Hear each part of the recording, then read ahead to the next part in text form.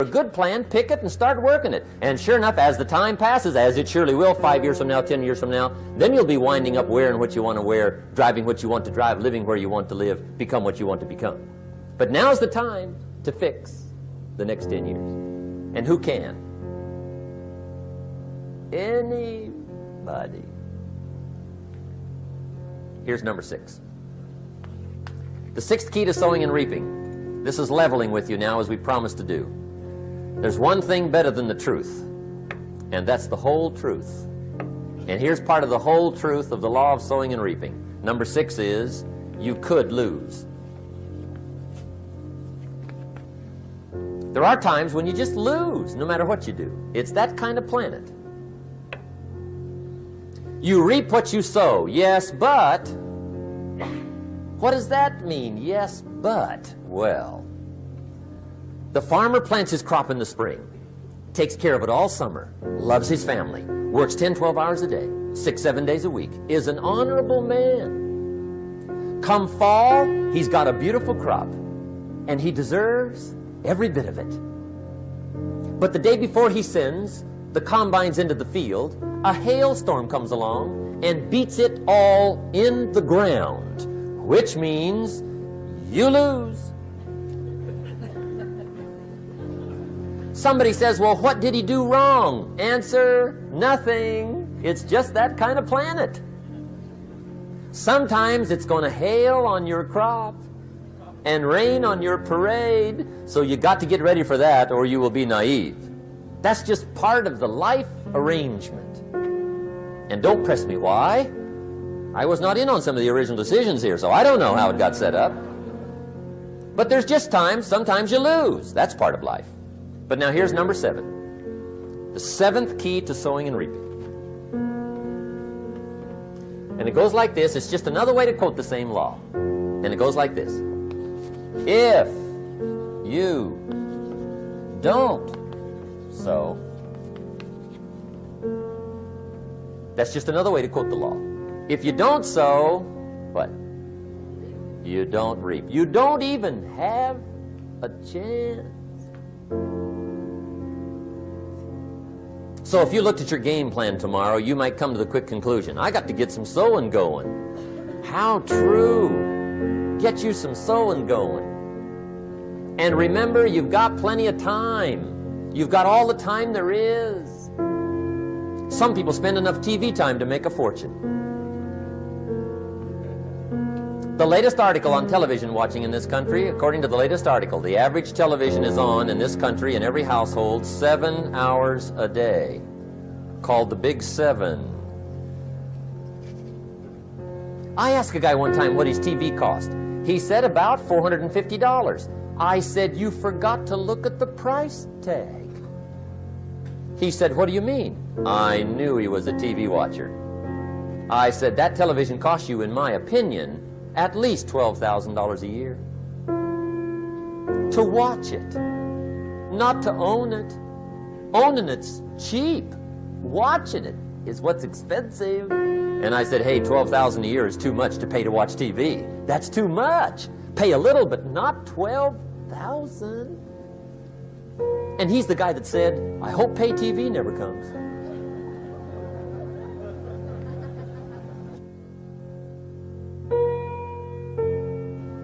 Okay, we're trying to cover an awful lot tonight, I realize that, but my time schedule is such that we just have to sort of give it all to you and let you sort the rest out. I wish we had plenty of time for questions and answers and that whole thing, but our time is just limited. But we are trying to go through an awful lot, I realize that. But looks like everybody's getting it. This is about the note-takingest crowd I've seen in a long time. Incredible. Does anybody have 5 pages yet? Anybody? Oh, fantastic. Incredible. Okay. Maybe you heard the story about the preacher down in Texas, southern part of the country. He was an evangelist back in the horse and buggy days. And he was very good at being an evangelist, and a lot of people used to come and hear him preach. And one day he put up his tent in one of these Texas towns and expected a big crowd as usual, come hear him preach. And he got there first night of the tent revival, walked in. 7:30, time to start. And to his surprise, the tent was empty. He thought, well, something must be drastically wrong. So he waited till 7:45, nobody showed up. 8 o'clock, zip. Finally, 8:15, one lone cowboy wandered up on his horse, tied his horse up outside, came in, sat down on the front bench, right, waiting for something to happen. The preacher thought, well, at least I better go down and talk to the cowboy.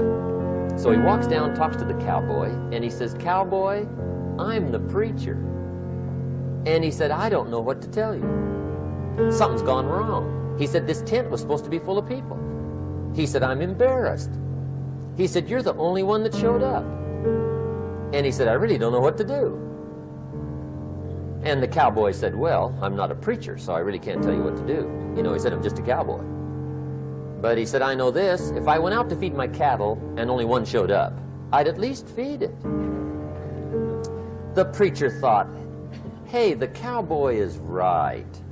If you've got a good idea to share, you should share it, if there's 1 or 1,000.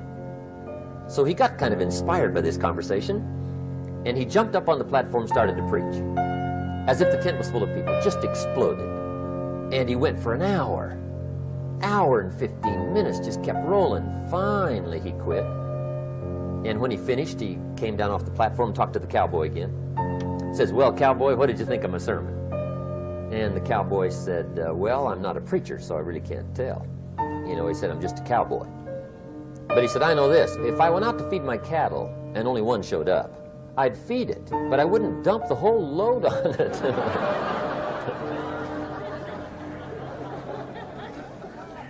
So anyway,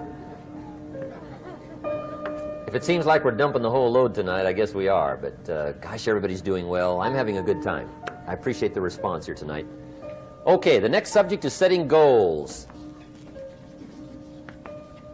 Let me show you what turned my life every way but loose.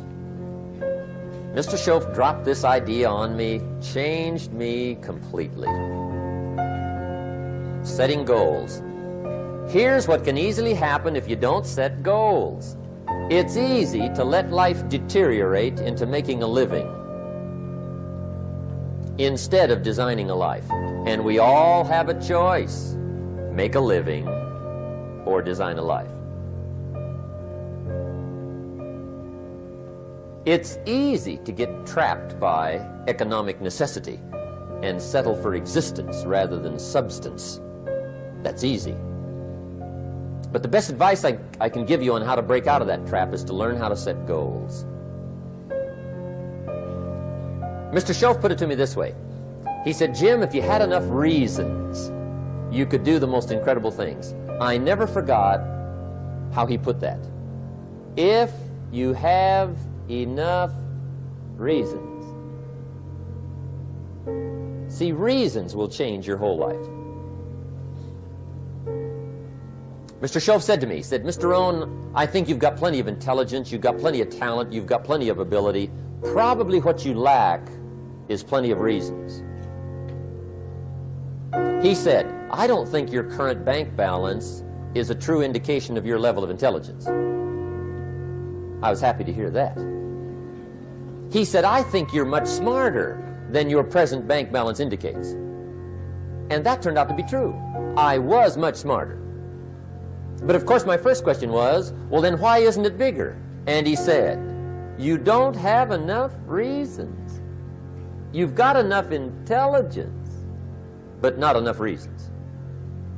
So see, reasons can change your life. Here's what else I found out. Reasons come first, answers come second. You don't get the answers to do well till you get the reasons. Life has a mysterious way of hanging on to all the answers and only gives them up to the people that are inspired by reasons. So reasons make the difference in how your life works out. Now, what are some of the reasons for doing well? Let's go through a quick list called Reasons for Doing Well. First is personal reasons. Some people do well for recognition. Some people do well for respect. Some people do well for the way it makes them feel. They love the feeling of being a winner. Those are good reasons. I have some millionaire friends that keep working 10, 12 hours a day, making more millions. And it's not because they need the money. It's because they need the joy and the satisfaction and the pleasure that comes from being a constant winner.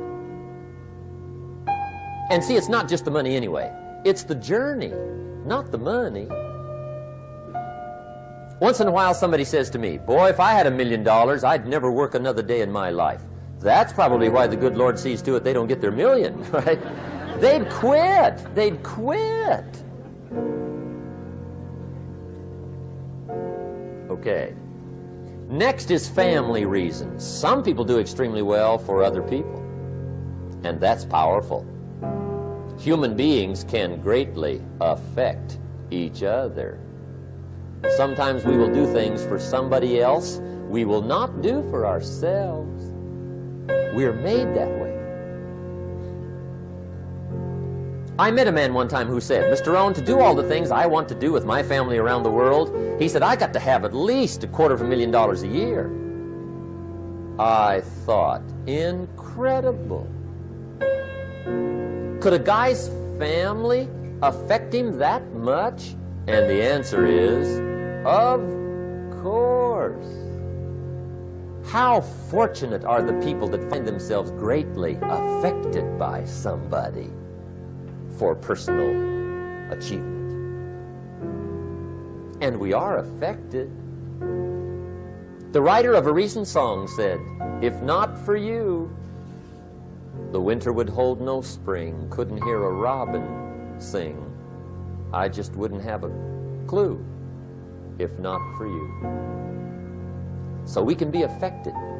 That might be one of the most stimulating reasons to do well, finding somebody.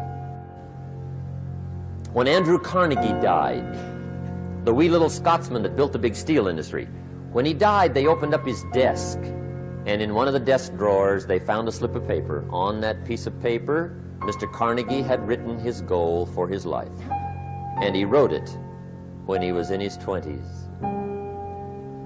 And on that piece of paper, it said, I'm going to spend the first half of my life accumulating money. I'm going to spend the last half of my life giving it all away. What a goal. He got so inspired by that goal that the first half of his life, he accumulated $450 million. And the last half of his life, he gave it all away. Good question tonight. What's got you turned on? What's got you bombed out of sight to get up early and stay up late and hit it all day? Next question. What's got you turned off?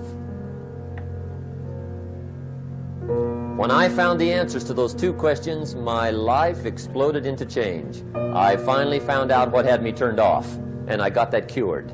And then I got me a long enough list of reasons to turn me on. And once the lights went on for me, age 25, they've never gone out. I've fallen out of the sky a few times, but I've never lost that drive to make something unique out of my life. See, reasons altered my whole life. Now, there's another list of reasons called nitty-gritty. Hard little reasons. Sometimes those little reasons are the most powerful reasons that can change your life. Sometimes it doesn't take much. I now carry several $100s in my money clip. It's only a few $100s, but it was one of those reasons turned my life around. Just before I met Mr. Schoaf, I heard a knock at the door. I go to the door, and there's a little girl standing there about this tall selling Girl Scout cookies. And she gave me one of the finest sales presentations I've ever heard. Special deal, several flavors, this whole package of stuff, $2. And with a big smile, she very politely asked me to buy. and I wanted to. Big problem. I'm broke. I don't have $2. And to this day, I can remember the pain and the embarrassment. I'm a father. I'm a husband. I've been to college. I'm working. I'm 25. I don't have $2. And I didn't want to tell her that for some reason. So I did what I thought was next best. I lied to her.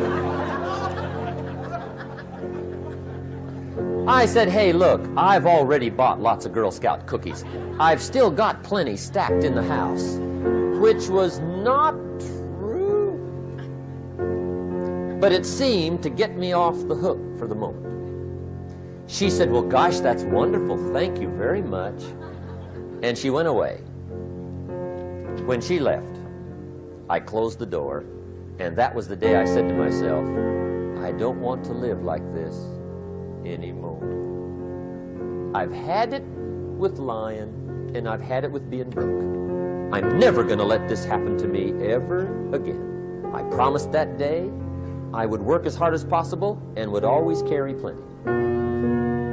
It took me a little while, but now I do. It was one of those reasons. And I guess I carry plenty for two reasons. One is the way it makes me feel, but also in case I bump into another Girl Scout selling cookies. Right? I'm ready.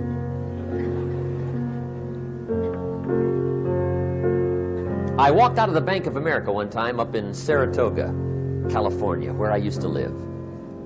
Two little girls selling candy right outside the bank. Good place. Some girls' organization they're working for, right? I come walking out of the bank. This first little girl walks up to me. She said, mister, would you like to buy some candy? I said, I probably would. What kind is it? She said, it's almond roca.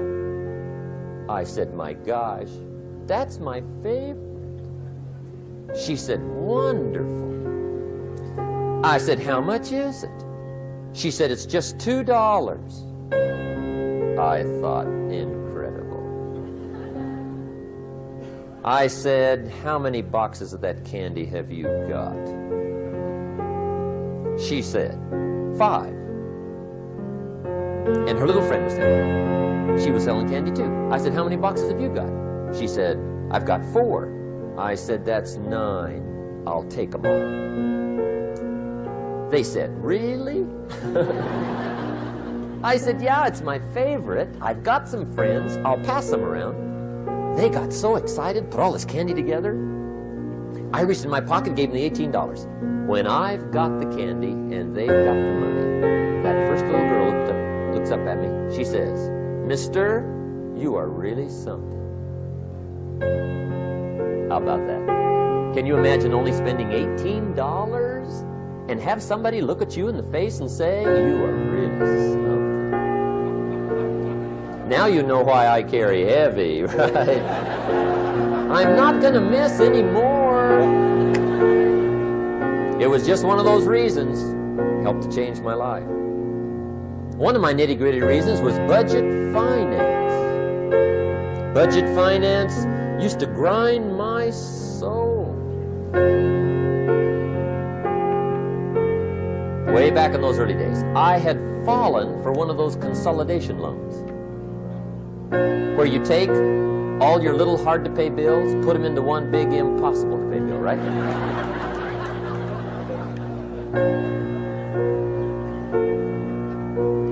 I would get 4 or 5 payments behind. This one guy used to call me day and night. I don't think they're allowed to do that anymore. Harassed me.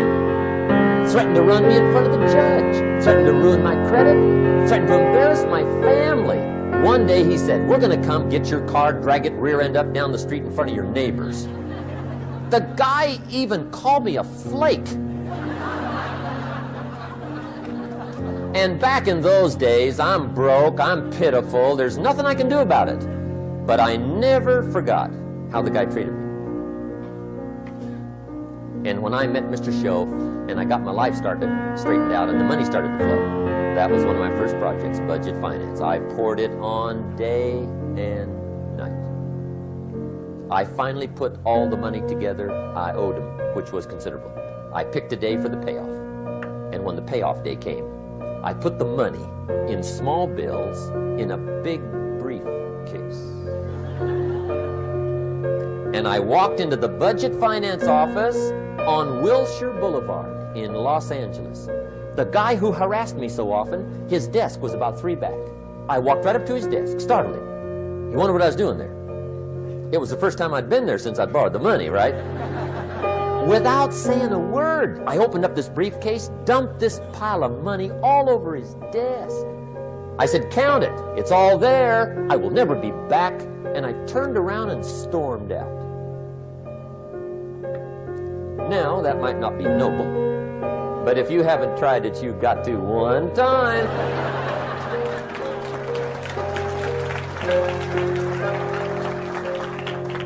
It can be the day that turns your life around. All you need is a reason that turns you on. One of my dear friends, Robert Depew, Bobby used to be a school teacher in Lindsay, olive capital of the world. Bobby taught school several years, got a little weary teaching school. One day decided he wanted to get into sales. So without telling anybody, he just up and quit his job teaching school and jumped into sales. When he did, his brother made fun of him, laughed at him, put him down, said Robert's lost his mind. Had a good job teaching school, now he thinks he's a salesman. He's going to go down the drain, lose everything. Just put him down something fierce. Bobby said, "The way my brother acted when I got into sales," he said, "that made me so mad. I decided to get rich." And my question for you tonight is it possible to get that mad? Of course. Wealth is not a matter of intelligence. It's a matter of inspiration. Today, Robert happens to be one of my millionaire friends. Bobby's rich.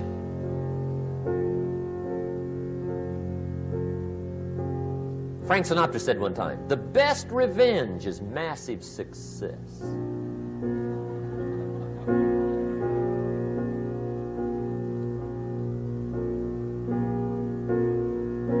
Hey, get you a long enough list of reasons so that after tonight you never lack for inspiration. You might not have all the answers right away, but you can get the answers if you can get the reasons. Now let me give you a little simple formula for goal setting. Okay? We take 2.5 hours on the weekend for the whole 10-year plan. We don't have time for that tonight, but let me get you started with a little simple formula Mr. Schoaf gave me, and maybe this will be helpful. First of all, I've divided goals into 2 parts. First is long range. Long range goals. That's your dreams. Your dreams for the next 3, 5, 10, 20, 30, 40 years. Actually, the rest of your life. Your dreams.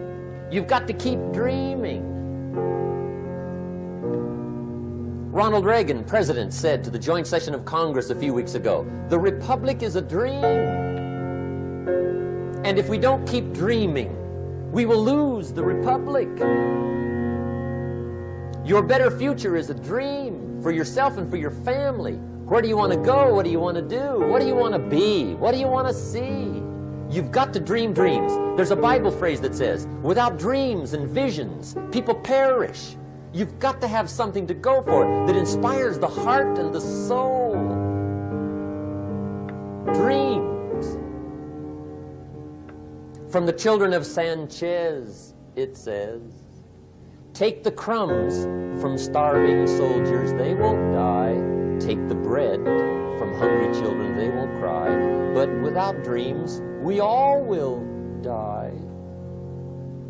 You've got to dream. Don't lose your dreams. For yourself, for your future, for your family, The dreams of love and enterprise and travel and doing things, becoming something unique on your journey here. Don't lose your dreams. Do some dreaming. That's long-range goals. You got to have those. So that's number one. Here's the second part of goals, short range. Short-range goals. That's your goals for tomorrow, this week, this month, this year, the immediate future. We call these confidence builders. Because if you set up something short-range, go for it, get it, latch onto it, work hard, accomplish it. That starts building your strong feelings to go for your dreams. Now, I've divided goals into 3 categories. Here they are. Number 1 is economic. That's your goals for money, income, business, profits, production. Economics. Make sure you've got your economics well planned. Economics plays a major role in everybody's life. Economics is major, which means it ought to be meticulously well planned for tomorrow, this week, this month, this year, long range. What if you asked somebody tomorrow if you could see their meticulously well planned list of economic goals? What would they probably say? They'd say, "You some kind of a nut? You must be weird." Hey, I found out what success is. Success is doing what the failures won't do. Make sure you've got your economics well planned. It'll put you in the top 5%. One of the key little subjects we talk about on the weekend is the 7 fundamentals for wealth and happiness. And that's one of them, well-planned economics. It's a fundamental if you want to do well. Join the top 5%. Anybody in this room can join the top 5%, if you will. Now here's the second category of goals, things.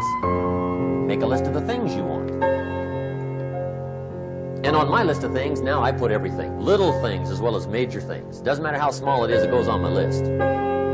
I used to just put major things, cars, homes. I don't do that anymore. I now load my list with everything. Everything. And the reason is, part of the fun of having a list is checking it off. That's it. Boy, at the end of the day, if you can go, got it, got it, got it, got it, got it, got it, whatever it is, right? You get into the habit. So load up your list, the things you want. Now, when you check off something major, celebrate.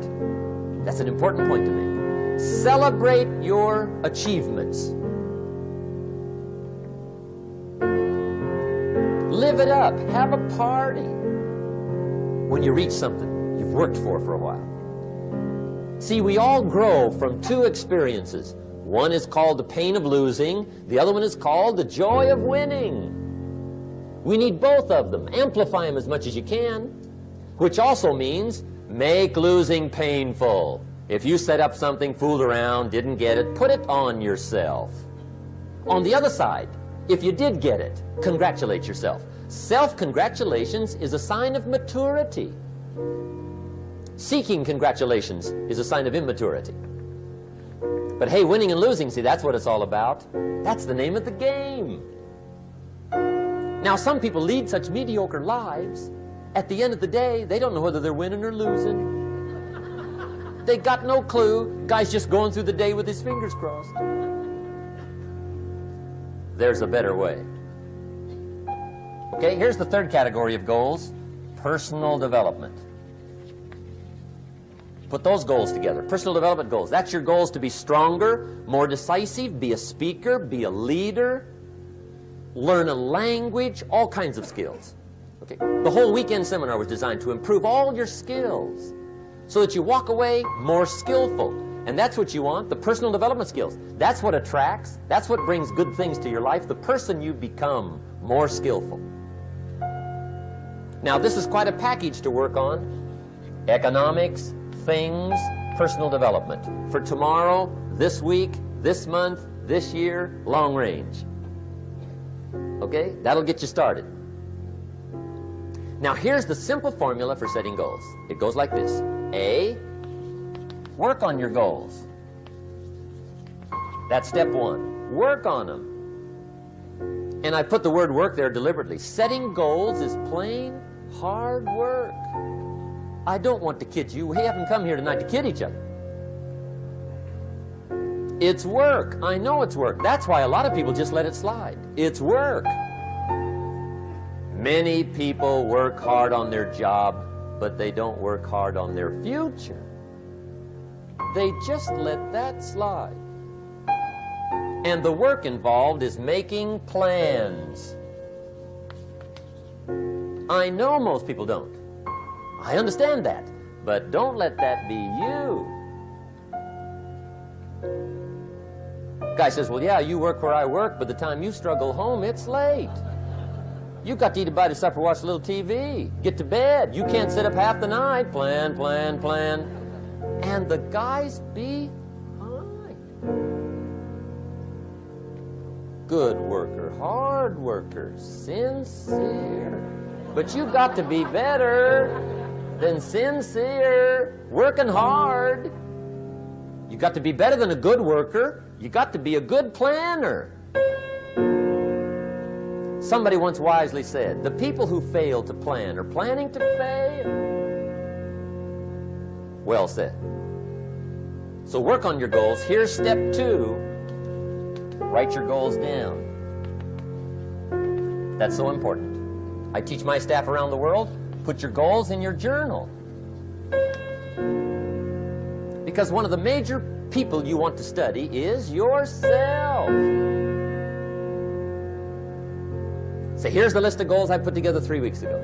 Here's the list of goals I put together 2 years ago. Here's some of the changes I made, rearrangement of my priorities. I scratched these off, I put these on, I've gotten these. Study your accomplishments, study what your desires are. Put them on paper, write them down. Here's another reason for writing your goals down. It shows you're serious about doing better. And to do better, you gotta get serious. You don't have to be grim, but you must be serious. Everybody hopes things will get better. Everybody hopes. Poor people hope. That ought to tell you something. It means the future does not get better by hope. It gets better by plan. I used to have the affliction called passive hope. It's an affliction. It's bad. Probably what's even worse than that is happy hope. Now that is really bad. That's bad. Happy hope. The guy's 50 and he's broke and he's still smiling. See, that's not good. So get serious about your goals. Put them on paper. Write them down. There's all kinds. His goals, her goals, their goals. Business goals, financial independence goals, family goals. I mean, there's so many things to work on this that if you don't get busy and work on it, sure enough, the time will pass.